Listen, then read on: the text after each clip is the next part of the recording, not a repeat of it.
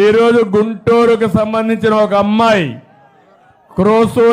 కోవూరి లక్ష్మి ఢిల్లీలో నిరసన తెలియజేయడానికి ప్రధానమంత్రి, రాష్ట్రపతి, ప్రధాన న్యాయమూర్తి దగ్గరికి వెళ్ళి ఈ రాష్ట్రంలో జరిగే అరాచకాలు చెప్పడానికి వెళ్ళింది.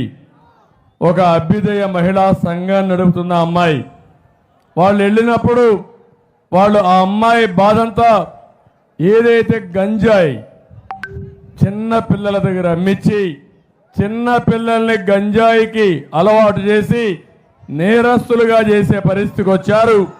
భూ కబ్జాలు చేశారు, ఇష్టానుసారంగా దోచుకున్నారని ఎంతమందికి చెప్పినా యాక్షన్ తీసుకోకపోతే ఢిల్లీకి వెళ్ళి ఆవిడ చేసిన పని చూస్తే నిరసనగా బొటన వేల్ని తెగ్గొట్టుకునే పరిస్థితికి వచ్చిందంటే ఎంత బాధపడిందో సమాజం కోసం.